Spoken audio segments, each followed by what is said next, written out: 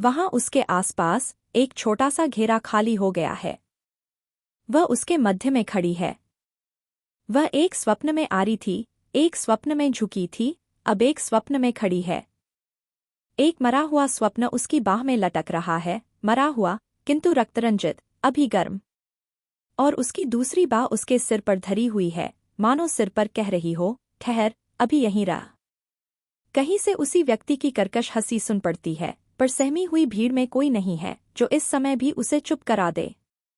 और मेरिया के सिर पर से तूफान बहा जा रहा है, निःशब्द भैरव, निरीह तूफान। पर उसका सिर झुका नहीं, नींद में भीड़ के मुखों में कुछ पड़ रही है, उन मुखों में लगी हुई आंखों में, जो उसकी बाह से लटकते हुए अभी तक गर्म रक्तरंजित स्वप्न को देख रही है, किंतु जो मेरिया की फटी आंखों से मिलती नहीं। मेरिया टूट गई है, पर अभी जाती है, और सामने देख रही है। सामने जहां भीड़ स्तब्ध हो रही है। यह सब क्षणभर में, क्षणभर तक। तब भीड़ में कुछ फैलता है जो भय से 1000 गुना त्वरगामी जान पड़ता है, और भीड़ भागती है, इधर-उधर, जिधर हो। कहाँ को न जाने, किससे न जाने, पर यहाँ से कहीं, अन्यत्र, इस स्वप्निल स्त्रीरूप की छाया से बाहर कहीं भी, जहाँ संसार का अस्तित्व हो। स्वप्न टूटता है।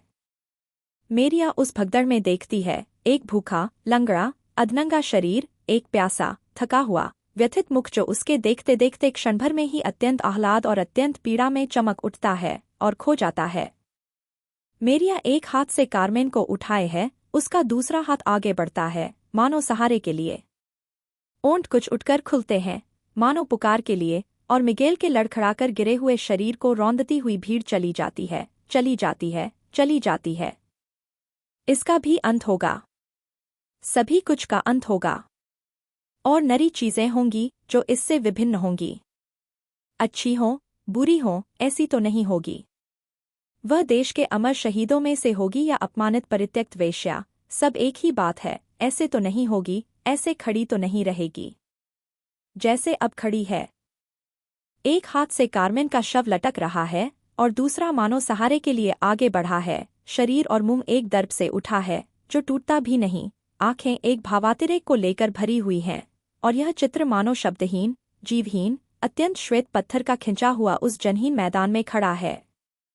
यह क्या किसी कुछ का संकेत नहीं है, कुछ नश्वर, कुछ अमर, कुछ अच्छा, कुछ बुरा, कुछ सच्चा, कुछ मूक, कुछ व्यंजक, कुछ अतिशय विकराल।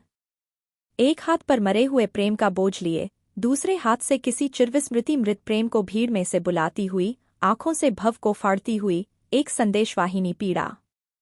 घोड़े गुजर जाते हैं, मनुष्य गुजर जाते हैं, भीड़ गुजर जाती है, प्रमाद गुजर जाता है, पर आशा विभ्राट, भूख भूख रिक्तता, वेदना वेदना पराजय, बिखरी हुई प्रतिज्ञाएं, यह है क्रांति की गति।